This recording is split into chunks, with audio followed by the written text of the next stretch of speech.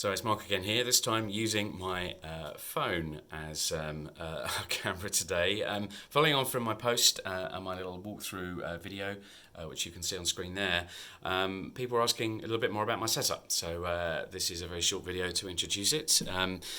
Pretty simple stuff really. What you can see here is my camera, obviously on a tripod. It's a Sony Alpha 5100. It's nothing special.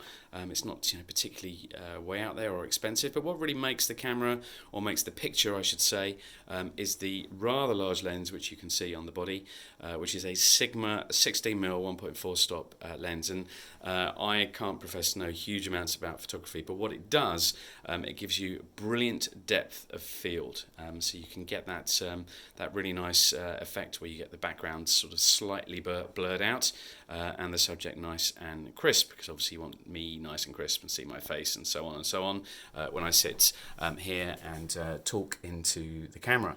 Behind it, what I've got is just a very simple light from Amazon, and it's actually quite light in terms of weight as well, which is really nice. You can change the color temperature, you can change the brightness on it as well depending on what's going on, so that really does help to bring the subject, i.e. me, alive behind the camera. So you can see that's just set up right behind. The other thing I'd say about the camera is that there is no SD card needed. There's no memory card needed. Instead, what I do have though, as you can just about sort of make it out there, is a little adapter for mains power, so there's no battery charger or anything like that, which is just a crazy thing. But also the other really important thing, if you're going to use this for my Zoom setup as well, it's exactly the same camera which I use. But what you do need to have, as you can see down the side here, is a clean HDMI output, so that when you do output from the camera, there's no text and settings stuff on screen.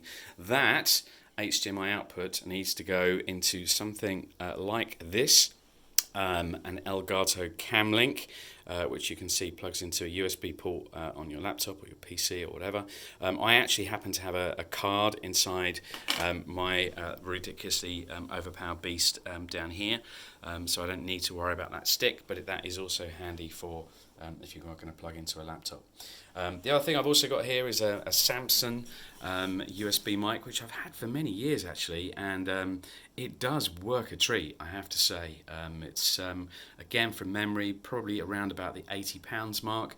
The camera and lens, I should mention, from memory, the lens and the body are a similar price, I think, so round about the £800 mark from memory, depending where you are in the world, and the lights are super cheap. We're talking about sort of £50 for a pair, something along those lines. So that is how I actually produce these reviews for TechTribe and lots of other different pieces of content which I do as well. Just a final thing, if I just pull back here, just to finish off the demo that I did in that video, can you see this is my screen here, which I'm zooming around. Here we go. We got the Cam Link page up here, and you can see when I'm scrolling, it's also now appearing through the OBS Studio. So anything which I've told it to display capture, it appears on the nice template here. So I hope that's helpful. That's my setup.